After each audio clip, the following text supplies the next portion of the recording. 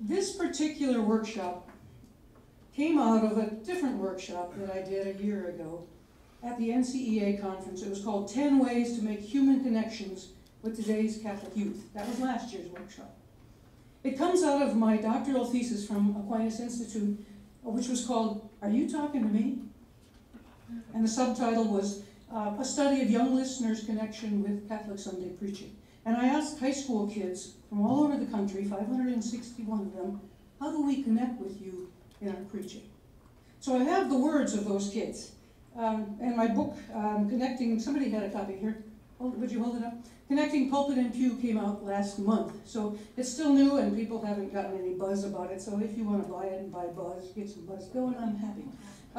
But the 10 ways to make human connections with today's Catholic youth was very popular, but there was one of those 10 that was extremely meaningful to a lot of people. And that was a little bit of snippet I gave them on memory and how do we be a memorable person, pass a memorable message in a world that can't remember anything.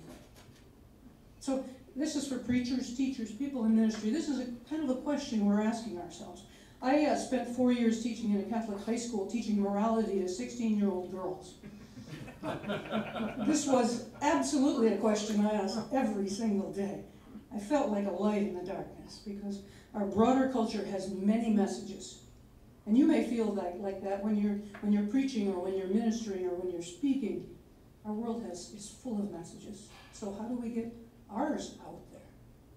So, here's our first interactive piece. We live in a distracted and over-communicated world. And how do we connect?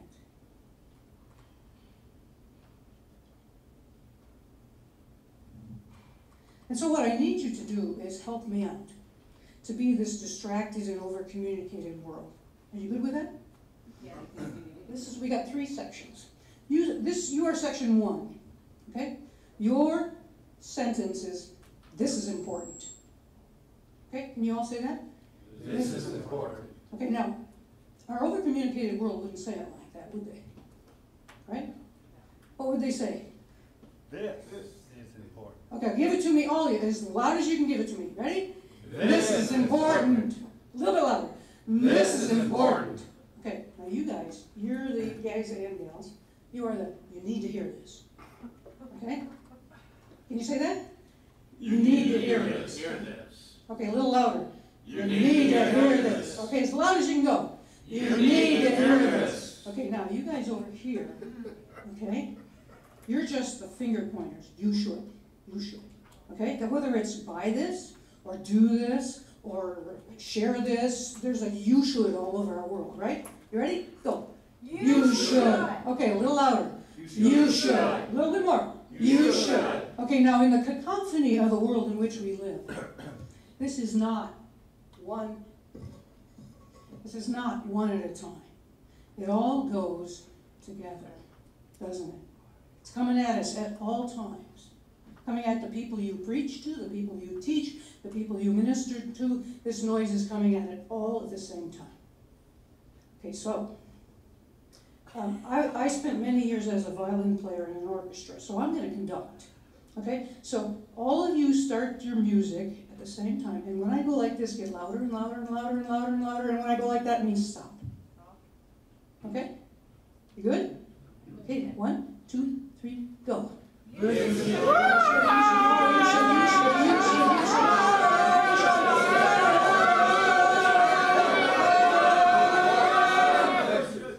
And the people listening say, ah! And everybody says, join them, ah! There, now wasn't that therapeutic? In this over-communicated world, what we have to say is just one more thing in the midst of so much clatter and chatter and confusion. Are we just one more voice in all of this? Everybody's trying to get a message. Now, this is a quiz. Let me pull out my quiz.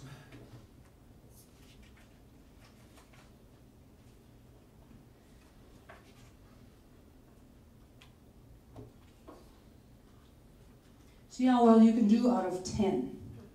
Okay?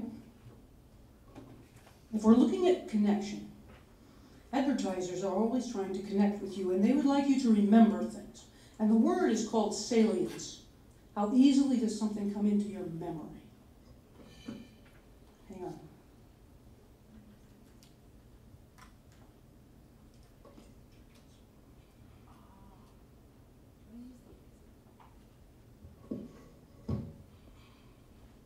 I apologize, that was the microphone that goes into the camera.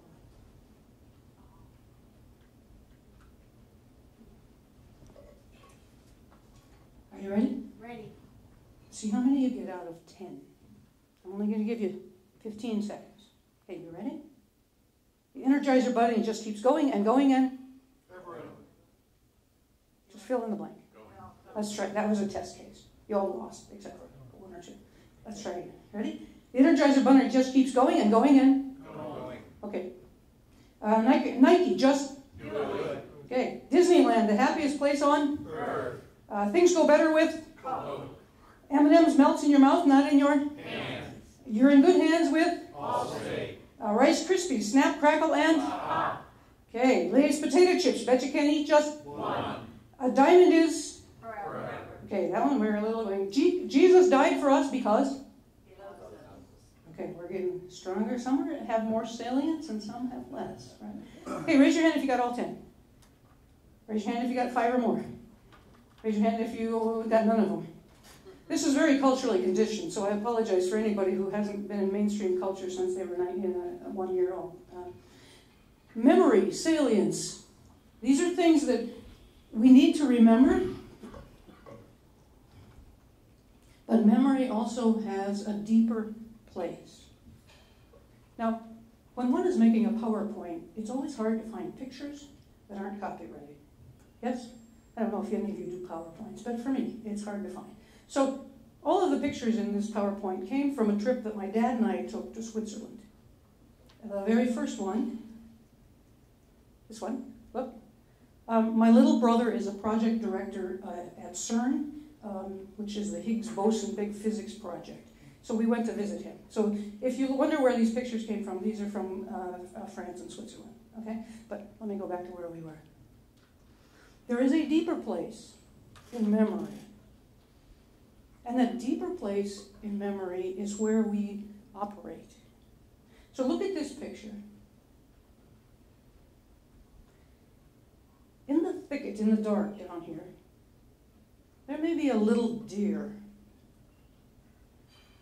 looking out at the big wide world and sort of hiding somewhere. Inside of each of you, there is a place of memory. And it isn't when you see when your eyes are open, you see that other whiter spot. But deep down in the dark inside of you, there is a place of memory. So close your eyes.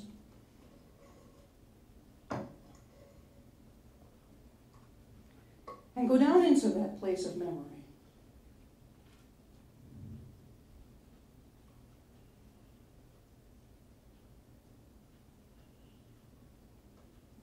Some of those memories are joyful ones. Go back to the very first memory that you have, that you can bring up out of that deep recess.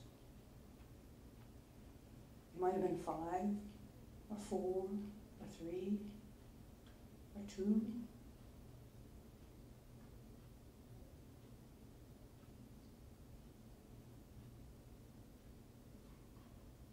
Some of those memories are warm and joyful ones, and some of them can be painful ones.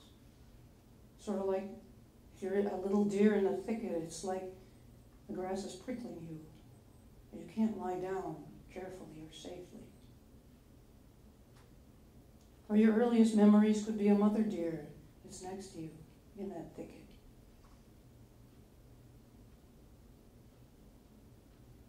Or you could be like Bambi and the mother deer is gone.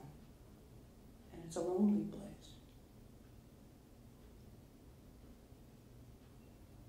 But whatever it is, it's deep inside of yourself.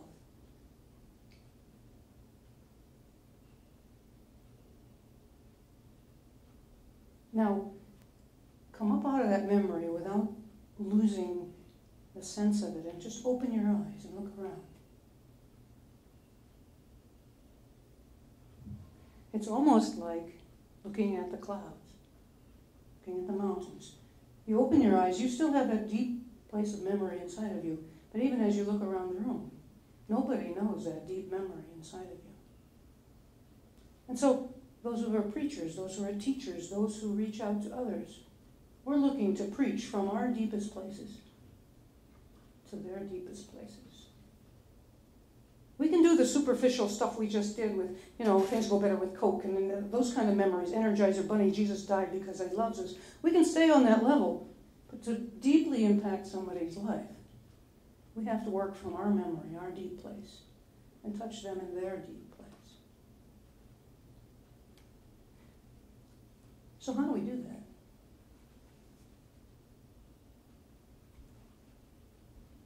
If we look at the place of memory in the Christian tradition, memory is at the core. We started off with this, Jesus, remember me, even though you weren't going to sing. We sang pretty well. Jesus, remember me, says St. Dismas on the cross. All through scriptures, they said, don't forget your people, O God. Remember when God brought you out of Egypt.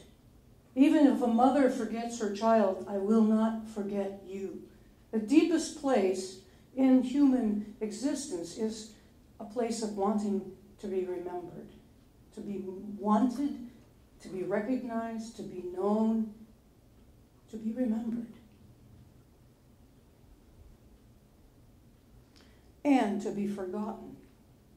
And this is the peril of refugees and people who are left abandoned or trying to cross the border by themselves. To be forgotten is one of the deepest pains in human life. And as we've talked about immigrants and we've talked about people on the margins, that sense of being lost or forgotten or abandoned is not just in those big places, but maybe sitting right there in your pews also. So now that we looked at the superficial memory, close your eyes again and think of a time when God remembered you. A time when you most connected with God.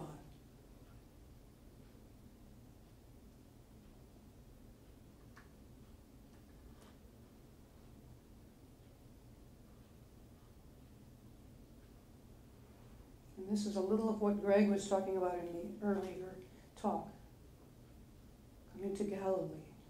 Where was God? Where is God? In your own memory.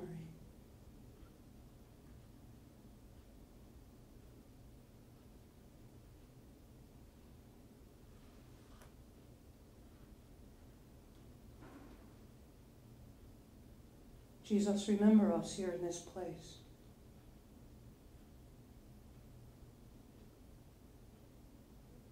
You are aware of our hopes and our dreams, and you are aware of our pains, and you're aware of our griefs. And you know more than anyone our hopes and our ideals.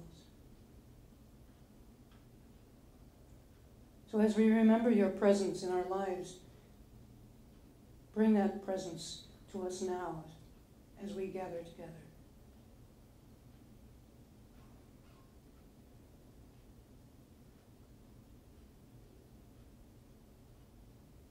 And we make our prayer in the name of Jesus, our Lord.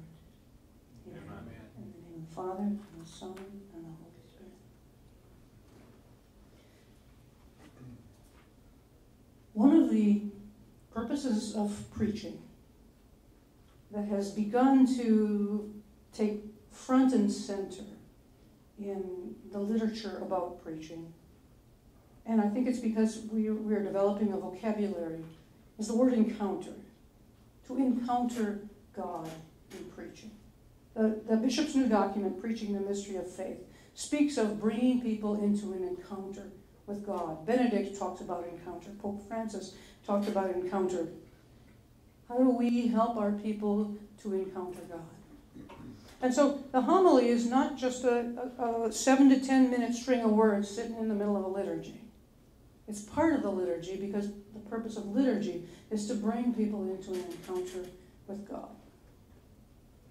And I would say that there are moments I'm very glad not to be ordained because that is really setting the bar high. I mean, wow.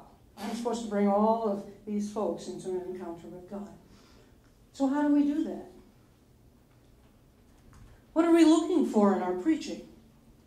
This happens to be a swan on Lake Lac Devon in Devon-le-Bon, France. So, but the goose is asking the same question. I mean, not the goose, the swan's asking the same question that you are. Will you remember me? Jesus says, will you remember me? As someone in ministry, will your people remember you? Will you remember what I've said? This happens to be up on Mont Blanc. Will you remember what I've said? A memorable person plus a memorable message can make a powerful influence on a person's life. Think about somebody who's memorable in your life.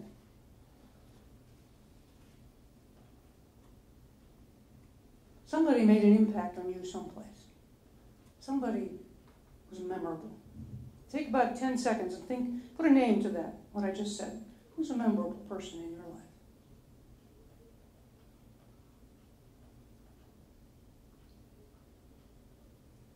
And now take about 90 seconds and turn to somebody and share who that memorable person is and what made them memorable. Okay, find either group of 2 or 3. If it's 3, you'll need maybe a little more than 90 seconds. Okay? Turn to introduce yourself to somebody and share what made for person memorable.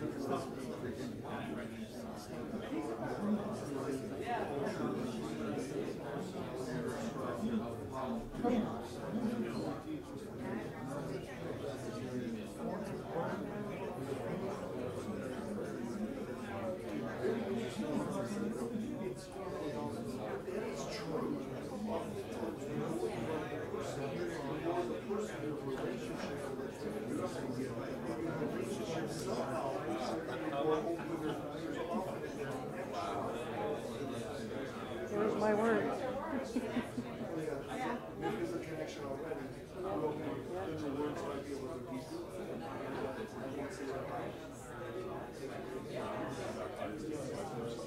About 30 more seconds be enough, or do you need more time than that?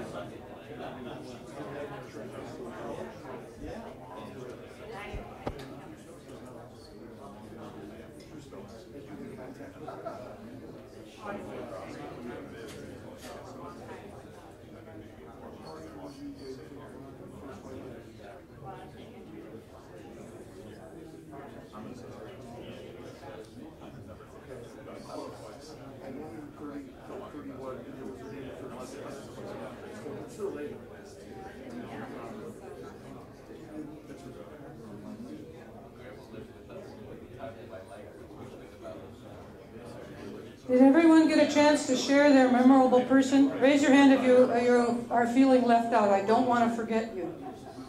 It's important we remember each other. Raise your hand if this person who touched your life was in the first 20 years of your life. How many in the second 20 years of your life? How many in the third 20 years of your life? How many in the fourth 20 years of your life? Okay, now we're getting maybe a little aged here. The question is, how can we do that? How can we be a memorable person? How can we impact other people?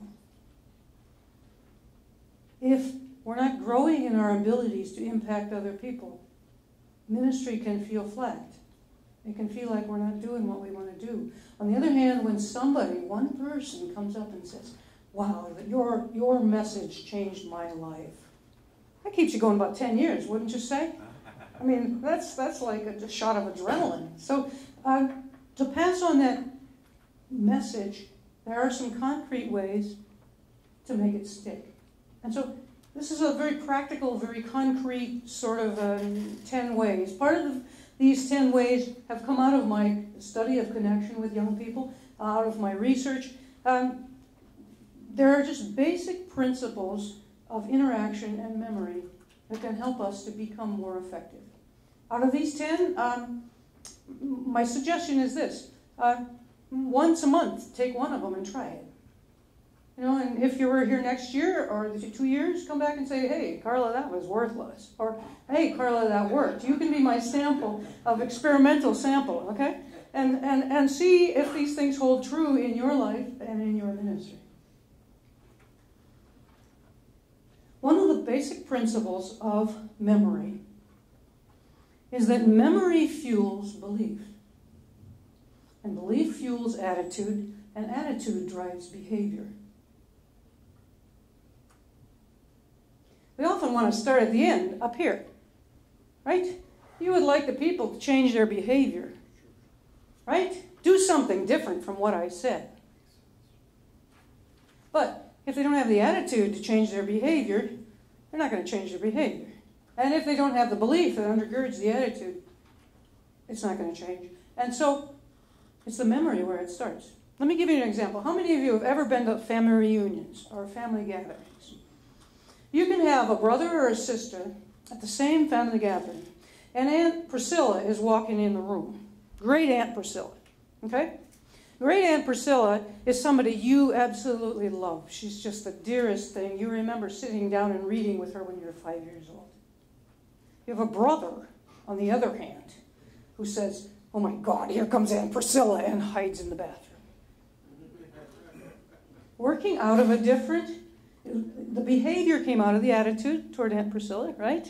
The attitude came out of the belief about whatever he or you believe about Aunt Priscilla, built on a memory of that person. There was a period of time I was doing the youth ministry training in the Diocese of Cleveland, and I would ask the youth ministers, what's your earliest memory of church? This one woman who'd been in youth ministry for 40 years, she said, I remember sitting on my grandma's lap and being in church when I was about 4 years old. Being in the church was the most safe place to be. And I've worked in the church ever since. And as I listened to the stories of those who are actively involved in youth ministry, and it may be true of those of you in priesthood or diaconate or ministry, early memories of church may be very warm, very positive. Or they have, or not necessarily early, but at some point you have a warm memory of being affiliated with this institution. So your memory is driving your belief, which is driving your attitude, which then drives your behavior. If you start with that, you'll change how you're preaching. You can spend, and as I coach preachers, there's a deacon I work with that spends 8 hours on a homily. If he doesn't start with this principle, anybody know why this thing is making this funny noise? Okay. If he doesn't start with this principle, he may be... I don't want to be a jerk, but it may be because you're right under the speaker. Okay, don't be a jerk. Just feedback and give me feedback. Yeah. Give me feedback about feedback. But if you spend lots of time on preaching and it isn't connecting, that's time wasted, and I haven't met a person in ministry yet who has time to waste. Raise your hand if you have plenty of time to waste. Okay, good. Where did I just stick my... Okay. So, this is also true. This can work the other way also. I mean, this isn't set in stone. Let's say a 13-year-old who has a really high moral stance and a highly moral family goes to summer camp, and all the boys in his cabin are looking at Playboy magazine. And he says, I don't really want to look at Playboy magazine. But as the week goes on, he starts to sneak a peek at things he doesn't think he should be looking at.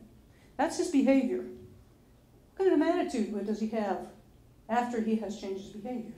Like, that's not so bad.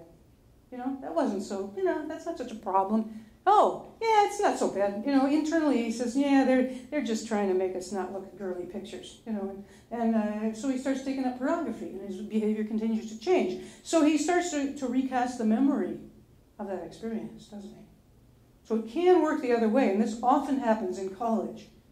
And people wonder why we lose college students so readily. It isn't that their memory of church or their belief or their attitude is one that's even weak, but they start engaging in behaviors, and as a result, they have to change their attitude, which then tweaks the belief, which then helps them to recast the memory. So as you listen to people's stories, look at how they're telling the story. So the number one point in 10 ways to make it connect is we operate from an internal story. There's a man in the last year who has recast the story Catholic Church. People are starting to see the church differently because of this man. He's not telling us new doctrine. He's not giving us new... he's not changing things as much as the New York Times would like him to be changing things, but he's telling the story in a whole different way. And if you look back here, as he's telling this story in memory, the belief about the Catholic Church is starting to shift a little bit. Some of the attitudes toward the Catholic Church are starting to shift. I think we're too early in the Francis effect to see if behavior is changing or not. But you can see he's changing the story. And as a result, the belief is changing. Somehow we're not such evil, bad people as we used to be. Even if you haven't changed and I haven't changed. But the story has changed. And so the attitude has changed. We'll see if the behavior changes. So one of the things, and those of you who were in Christian Smith's session yesterday talking about what people believe, the story they're telling themselves about God is one we may have to address. Recast the story. If you're working with 4-year-olds, we're not recasting a story, we're creating a story of church, of Jesus, of family, of community. So we operate from our internal story, and you operate from that little shady place where the deer was. We operate out of that deep space.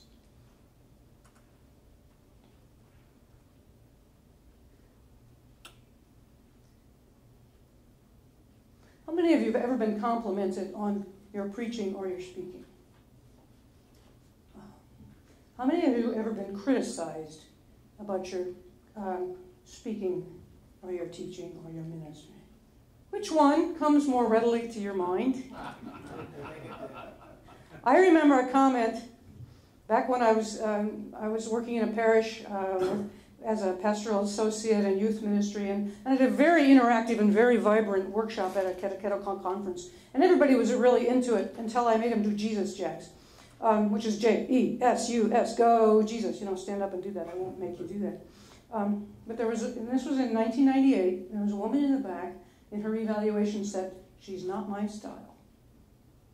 Now, how many other evaluations did I hear who loved it? And which one did I remember? She's not my style. So if you all want to put on your evaluation, she's not my style, I'll remember that. You got off easier. We've heard much worse than that. I'm sure you have. I'm sure you have. And not only that, but when I talk to, and maybe when you talk to people who've left the church, and in my book I have something similar. Here's at a family reunion. Do you remember when Father so-and-so 25 years ago said such and such to Great Aunt Mabel's brother's cousin's nephew's wife. Do you remember that? And that's why we don't go to church. That's a negative memory, isn't it? Negative memories weigh really heavily. Advertisers say that if you get negative buzz about your church, it takes about 12 positive experiences to outweigh the negative one. I would say with the authority and the credibility and the expectation for the church and the clergy, 12 to 1 is nowhere near the right number. 100 to 1, maybe. 1,000 to 1, maybe. One extremely negative comment about you, about your ministry, about your parish, about the gossip, about somebody you thought you loved and somebody says something and you can't get that out of your head. Negative memories weigh really heavily. So, the opportunity for this in preaching is the Hippocratic Oath. First, do no harm. And that is so hard to do because every one of us is a human being. But for instance, especially at sensitive times like funerals, and if you I hope you share this with one other person you know who preaches. At funerals, at very sensitive moments, Christmas, Easter, there's a moment where you see somebody you've never seen before, this may form their entire impression of the Catholic Church. Your 2 minutes may form, your handshake may form their entire impression of the Catholic Church. Now, is that fair? Come on, give me a big no. No. Is it real? Yes. Yes. And I think many of you, I think probably most of you have experienced this. Teacher, rate my teacher. You know, you can pour your life out for a class, and one person puts something on the internet, and that's the end of it. Not the end of it, but it weighs heavily. It goes viral. Now, when I was climbing in the Jura Mountains with my little brother, who's the physicist at CERN, I ran into something called a chamois. Have any of you ever seen a chamois? I don't know if you can even see it, but there's his tail and there's his head. A herd. Is that where a chamois comes from? I don't think so, but I hope they don't slice them, dice them, and turn them into chamois. But it's spelled the same way, yes. The unexpected is memorable. One of the things that came out in my study of young people in preaching is a comment, the same old, same old. Monotony turns me off. It's the same old, same old. The unexpected is totally memorable. Whatever your people are expecting,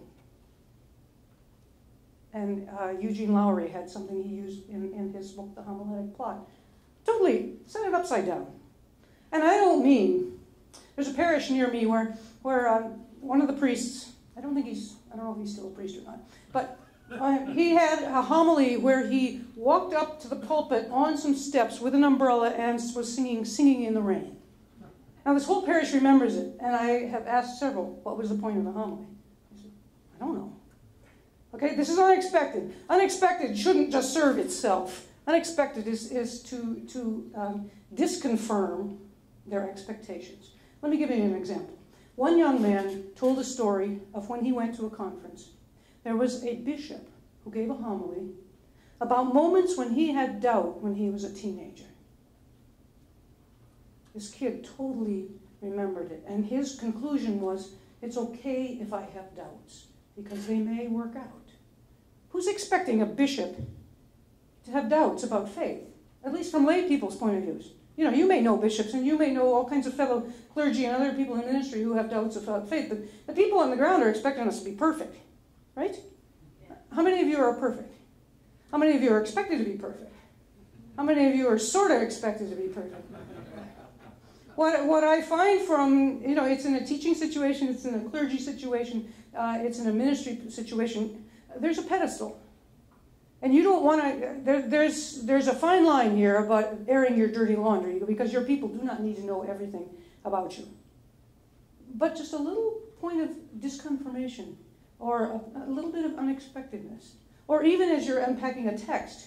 I gave a talk one time about the woman sitting outside the synagogue when Jesus and his disciples, first the people who come crashing out are the people who say, I can't stand this, I'm leaving. How could he say he's the bread of life?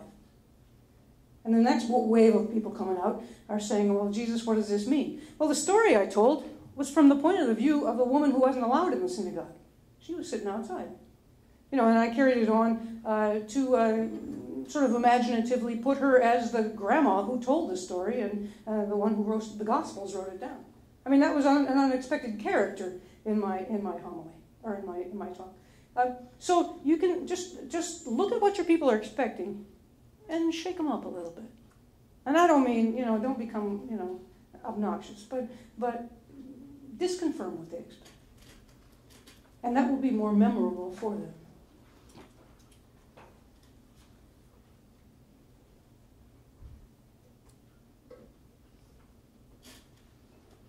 One of the things I heard from young people over and over and over again is relate to me. Relate to me.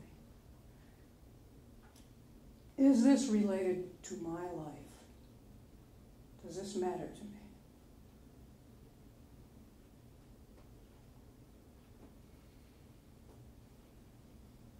How many of you have been checking your email the whole time you have this conference?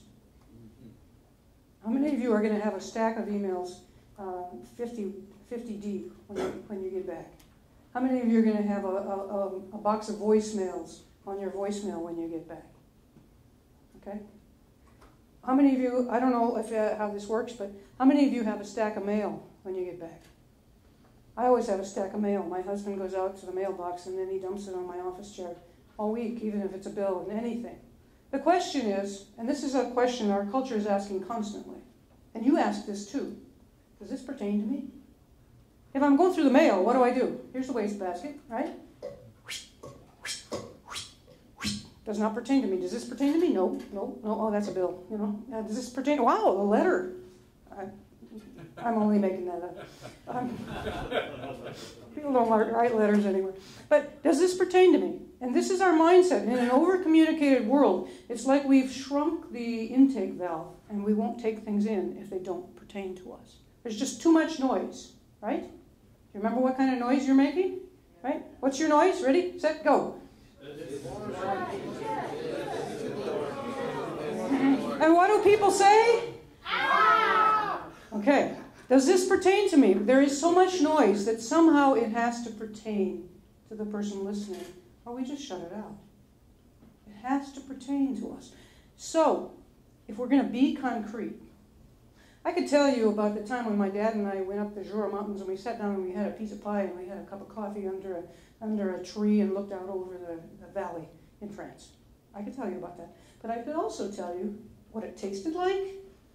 Because frankly, that little piece of blueberry pie had just an absolute sweet, sour crunch to it. And I could tell you what it smelled like. That was like mint tea that wafted into my, in my nose. And it was like, oh, and the feeling I had sitting down next to my dad at 87 years old, looking out over this field. If I concretely helped you to taste it and smell it and touch it and feel it, and there's another one, whatever the fifth one is. Hear it. Thank you. This is how, as you're preparing a homily, look in it.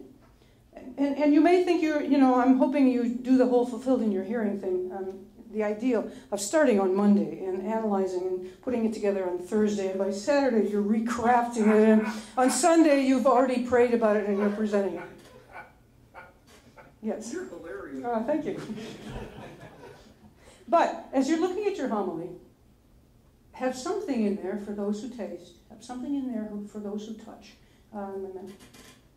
Smell for those. Just go through it. Do it with me. That way I won't forget. Okay. This is your test when you're testing your homily. Okay.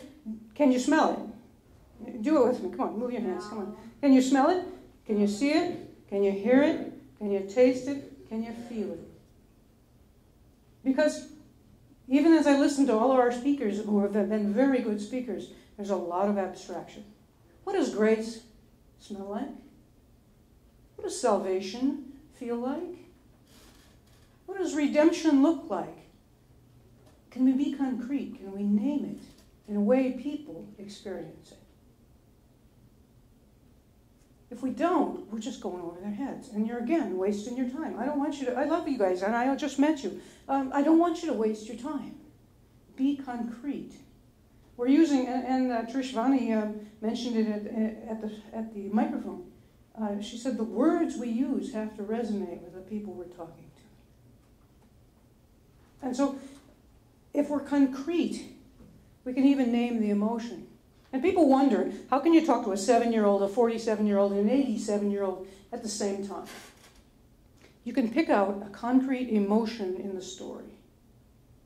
Let's say the story I mentioned about people departing when Jesus said, I am the bread of life. Almost every single person you're talking to has had the feel of somebody who has departed. What's it feel like? What's it taste like to lose somebody or have somebody go away? I have a 5-year-old granddaughter, and I asked her, what's the saddest point in your life? And she said, when my mommy went away. Everybody from 3 to 89 to 105 has had the experience of people going away. You can name an emotion that we've all experienced. It doesn't matter if you're 7 or 47 or 87. We've had somebody go away. A 7-year-old knows what it's like to go to kindergarten. Her mom's not there anymore. You can find where concrete emotions connect with people. If we're looking at connecting and building memories, speak to their deep recesses in a concrete way. You can do that. You've had that experience. Just have to look for it.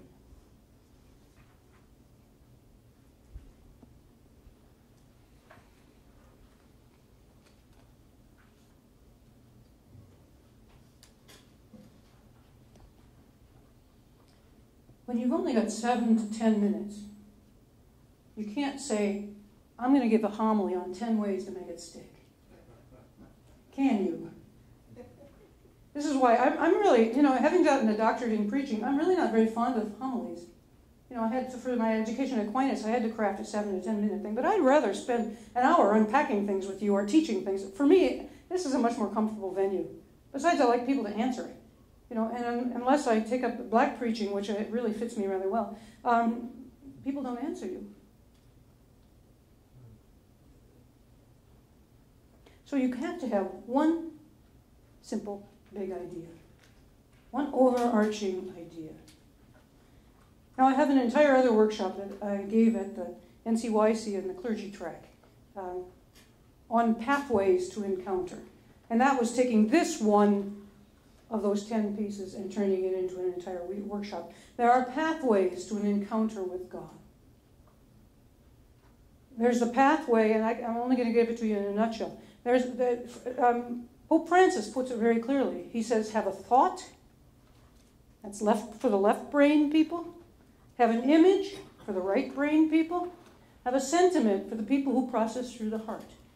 It's the SIT formula. Now, you can really remember that, right? A sentiment, an image, and a thought. So, and as I did the workshop at NCYC, and I have a whole other chart with this, but much of seminary training teaches you on the thought pathway. And you're assuming, maybe or maybe not, that people who are listening are also thinking with you. That's not necessarily the case. They may be right-brain people and not left-brain people. They may not be processing people, but they may be image people. And the less invested somebody is in a message, the more your message is going to come to them peripherally. If somebody is deeply invested, and there are some young people, for instance, who came into the church through apologetics, and if you lay out a careful argument, they are right with you. And there's some other people that are really not right with you, but they're forming an impression of you, or they're coming through a subjective way of, what's the music like? Is Father friendly? You have to, some people you have to take them through that route to get them to the other route. Or give them an image that resonates with them. So, if all clergy should smell like your sheep, that's a little bit of an insult to us sheep, but, the image of smelling like sheep is a nose thing, isn't it? But it's also an image of a mental image for people who are image related. And there are people who are heart related. So if you share something of an emotion with them, they're going to be feeling at the same time as you are. So you want one idea, but there are pathways to take you there. You don't have to hit them all the time, but if you are if you are a person who consistently passes the same kind of message, In the Roman Catholic tradition, some of them are going to go Roman because they don't want to be there, because you're not connecting with that particular type of a learner. And for instance, in this world where people can choose where they want to go, they may tend to go to Father so-and-so or Father so-and-so or Father so-and-so because he preaches a little bit more in my style. Some people are not head people, or some people are not left brain, some are right brain, and some are artistic, and some are come through image and music and things like that. So have one point, but you're looking for three things. And there may be more than three things, but you're looking for I get it, I feel it, and I see it. And thought. When you mentally embrace something, I get it. In image, it's a different way of getting it. I see it. In emotion, I feel it. When somebody says, and this is a consistent statement about preaching, I don't get anything out of it. Whichever of those three pathways you're giving is not the one that they're receiving through. So maybe broaden out your preaching a little bit to have sentiment, image, and thought. Now this is from the top of Mont Blanc. This is a very motivating scene for me. If you want to motivate your listeners, and my first question when I see motivated is, how do you do about unmotivated people? I had a professor who was skilled in consumer studies. He said there are no unmotivated people. So after you write down the words here, write in big letters, there are no unmotivated people. Make them as big letters as you can because it's hard to remember that. There are no unmotivated people. Maybe say that with me so you retain it. You ready? There are no unmotivated people. Here's why. Something gets everybody out of bed in the morning. Something. Something motivates each person. The question isn't, are they motivated or unmotivated? They just may not be motivated toward what you're motivated. This is your homily on Sunday, okay? Because why would you come to a preaching conference and not walk out with a homily? Right? I mean, it's Friday. Come on. When are you supposed to be preparing this? There are no unmotivated people. Your parents are wondering in your pew, why can't they get the kid to do what they want him to do? Well, they're not motivated toward what they want him to do. They're motivated toward something else. So you have to tie into what somebody is motivated for.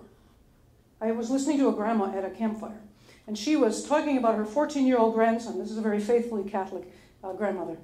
She was talking about her 14-year-old grandson who went to motocross weekend down at the state park south of us in Ohio, in the hills, in Mohican. And motocross weekend was sponsored by the something or other big box church down the road for high school boys. And he was so thrilled about motocross weekend. So all day they rode their bikes on the trails, and in the evening they sat around the campfire and their youth minister talked Jesus to them. The kid came back really motivated to follow Jesus at that church. So the grandma was happy he wanted to follow Jesus, and these people knew how to tie into what he really was motivating to him. But it wasn't necessarily what she wanted him to be motivated by. So we tie in, and this was a debate we had last night at the CAF meeting. We tie in, but then we also have to stretch. What do your people value? They may value, parents may value that their kids have faith. They may value that their kids have good grades. They may value that their kids have an active social life. These are their values. Tie into those because that's not enough. And then stretch them to the gospel. So tie in and then stretch. Now for 50 years we've had an argument since Vatican II. Do we tie into the culture? Or do we preach the gospel? And we have two camps in the church, and we've had two camps that have warred with each other for 50 years. And I was raised a Presbyterian, so I come from a little bit of an outside view as a convert to the Catholic Church. Why are we fighting? We either tie in or we stretch. No, we tie in and we stretch. We have a rich tradition to stretch people toward. you know, with a master's in systematics from here in Notre Dame, I fell in love with Catholic theology. We have a rich theology, richer than any of us can ever grasp, and the more you study it, the less you understand it. But we tie in into daily life. We're not selling out by tying in, because we're not going to leave people there. We then stretch them to the gospel. So to motivate somebody, you tie in with what they believe, and then you stretch them. Now, the seventh inning stretch, I need you to stand up after you write this down. Because, you know, when you're at a St. Louis Cardinals game, which my grandpa used to love, at the seventh inning, you all stand up. Okay, so everybody stand up. And find one other person. And the question about being credible here. One of you, make sure you got your one person before I give you your assignment. Find one other person. Okay? Find one other person. Okay, you got each other? Anybody feeling unremembered, unwanted, left out? Okay, here's your assignment in the 7-inning stretch. One of you decide to be a teenager. Which one of you is a teenager? Okay, the other one of you is the adult. Okay, now we'll start with the adult. I'm gonna watch the clock for 1 minute. You try to tell this teenager what to do. Okay, you got that? You know your assignment? The teenager, you only have 2 words to say. Your words are "who says," and you never stop saying it for the entire minute. Okay, so adult, you try to tell a teenager what to do, and teenager, you get to say "who says." You ready? It's set. Go.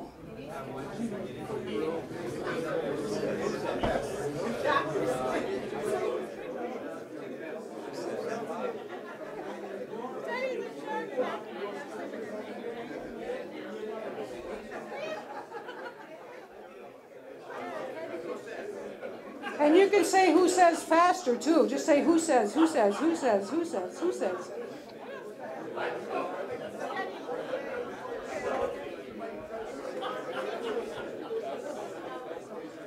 All right, you have 20 seconds. Make it a little louder.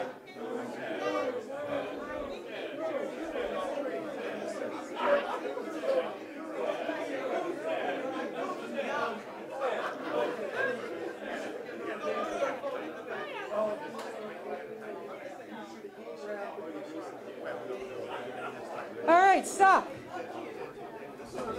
Turn it around and I'll give you 30 seconds because it's really frustrating to only be on the receiving end. Okay, ready? Turn it around and switch roles. Ready? Go.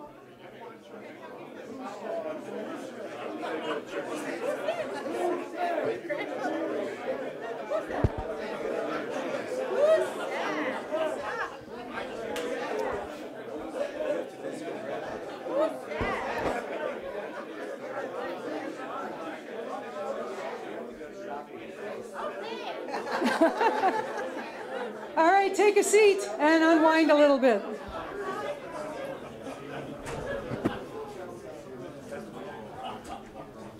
Tell me what it felt like to be the adult in that situation. Frustrating?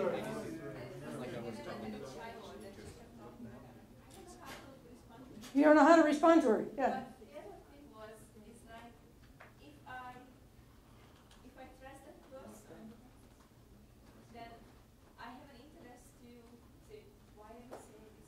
So yeah. Okay.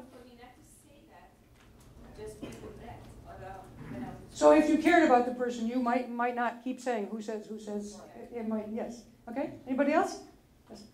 In those situations, that's what Marten and I were talking about. You have to tie punishment to the equation. If you don't tie punishment, and even in preaching, if you don't let them know what the result's going to be, that's going to go nowhere. No consequences. No consequences. Yeah, I grew up in a house where you didn't say yeah. who says. Oh yeah. Oh yeah. You got smacked. You would. Yeah. Oh yeah. Yeah. Absolutely. Okay. Yeah. I literally could not form a sentence telling someone what to do. I hate to be told what to do so much. It was literally, we both had the experience. I found it very difficult to even know what to say. My mind is so, I'm definitely a child of the 60s or whatever, but it's but my mind does not think in action-based morality. Okay, so you're not a you should kind of a person. So even that role was hard. That was very difficult. Yeah. For those of you, when you were a teenager, how did that feel? Who says? How did that feel? I love it. You love it, okay. Empowering, didn't it? Yeah. Who says? So we have a crisis of authority right now. How do you be credible? How do you have people listen to you? Before the printing press, the source of authority was the community. The church community had authority, the people in the church community. At the printing press, sources of authority shifted. The book became the authority. If you're in an academic world, if you're printed, you're an authority. People look at me differently now since last month when my book came out. I have a book. Karla Bellinger has a book. It's like, I'm still the same, same one Al knew in class. I haven't changed a bit, but now I have a book, so I have authority. Well, we're in a third wave here. What's the source of authority with this whole other world where my 16-year-old daughter, when she was 16, she said, Mom, I can always find another spin on the internet. Who says? Who says you're right? But at the same time, and this is good for news for people who work in ministry, sources of authority are still close to home. Parents are still, and family members and friends, even in all the statistical studies, you are still the strongest source of authority in people's lives. And so it opens an opportunity for a credible and caring preacher and teacher and minister. If you can make those connections, you actually have a greater opportunity than you did 30 years ago when people actually were a source of authority. You have to earn the authority. You have to connect. You have to know what matters to them. But the opportunity is there. As we stretch people with the story of beauty, there's not a lot of beauty that's explicit in our world. We need to name the beauty. Name the beauty, for instance, of the change from doubt to faith, from despair to hope. Give a story that has that implicitly in it. The Paschal mystery is worth preaching.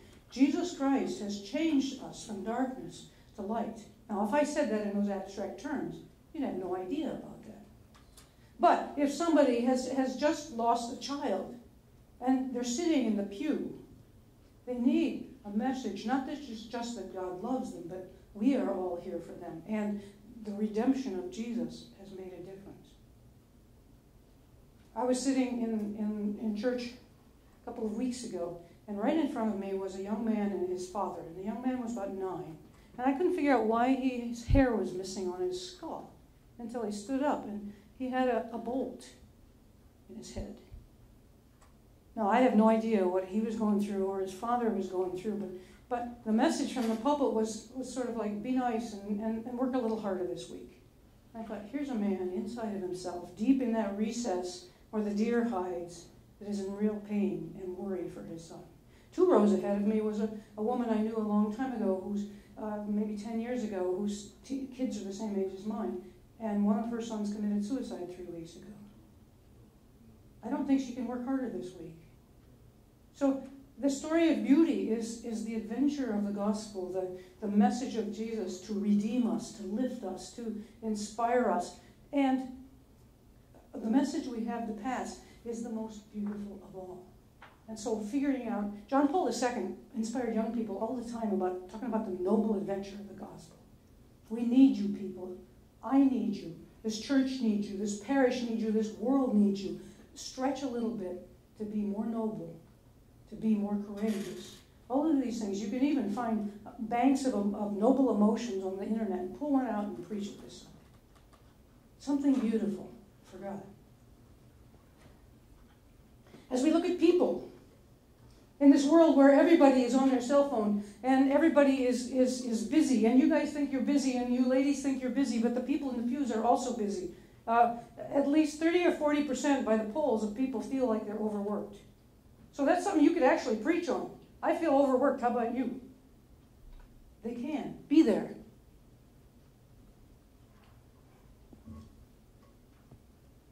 And the idea of being a memorable person, if you think of the memorable person you knew, they probably gave you focused attention. They probably gave you eye contact. They probably actually listened to you. 2-second eye contact, I learned from a storyteller. If you put all the love you can into your eyes for 2 seconds and look at somebody, they feel very loved. Okay, I'm going to give you 2 seconds to look at somebody with all the love in your eyes and then look away. All right? Go ahead, go, do. Not 10 seconds or they feel intimidated. Okay? If you're, I've been a soccer coach and a volleyball coach, and if you want to intimidate a player, yes, you give them a good long stare. Right? But 2-second eye contact, a 1-minute listener to actually listen in a focused way without being distracted is actually hard in our culture. To teach our people to listen like that, to be attentive to what somebody says. How often do you wonder, I wonder what my email's doing? Something goes buzz, I was listening to you. And it's like, oh, well, Okay, so to be a memorable person, you also have certain skills that you develop. When I was giving this, a gentleman came up to me when I did this at the NCEA. He said, could you come and teach our seminarians this? This is a simple thing, 2 seconds. 2 seconds of loving eye contact. When I was doing it at NCA, and right in the front, there was a woman about the same age as the priest that was there, and they started looking at each other and said, no, 2 seconds is enough. Nobody falling in love under my beat, 2 seconds is plenty. You can look at somebody. Even when you walk past somebody on the street, especially if you're wearing a collar, 2 seconds of loving eye contact can make a powerful impact in their life. And it only took you 2 seconds. And the same thing about being a 1-minute listener. And so the 10th way to make it stick is simply to... Real quick, Karla? Yeah. Not to be funny, but 1-minute listener, I guess that means that you don't have to listen for 10. Yeah. Especially to the same person. I mean, Yeah. I think sometimes we want to avoid the people we are afraid it's going to be 15. But then a good one can probably suffice them, actually. Yes. If you actually listen to them and you hear what they're saying. Because most people who prattle on and on and on are not used to being listened to at all. That's why they keep prattling on and on. Would somebody hear me? Would somebody listen to me? There are times, and I was a hospital chaplain for a while, and there are times you do have to listen for 10 minutes. But your focus is probably no more than 1 minute. Number 10 here. You yourself have to have that deep place of memory, that deep place of belief intact for you to pass it on.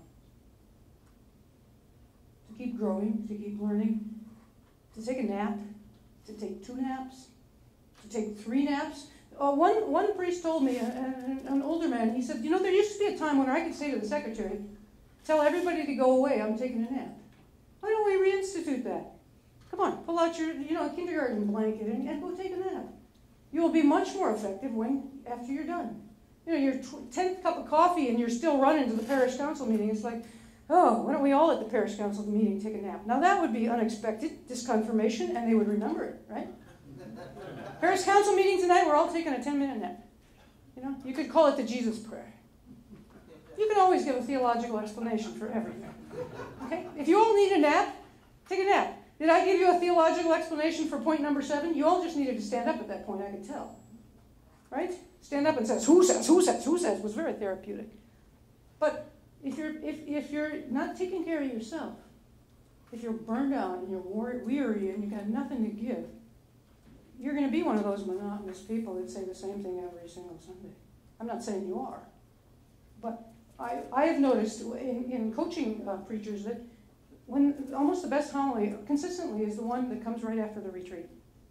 Now, I don't know about the conference because we've been giving you so many words. How many of you are already ready for Sunday? Okay. There really should be a session here. What are we preaching on Sunday?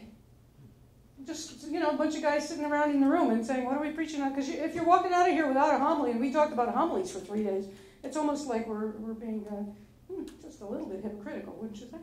But anyway, that's neither here nor there. But self-care, be passionate about yourself. Now, I don't want you to write these next ones down because I'm running out of time. But this is I want you to memorize this, okay? The world is so full of noise. What's the world full of? Noise. What's the world full of? Noise. What's the world full of? Noise. Absolutely. So, for a message to be memorable, to matter deeply, and this is summarizing what we're saying, tell the story, be concrete, be simple, be unexpected, tie into real life, and then stretch, be credible, and show that it matters. That's the message. To be a credible messenger, someone is there for you. They give you focused attention, they listen well, they use loving eye contact, they find things in common, you convey passion, that this matters to me, and it can be transformative and life-changing.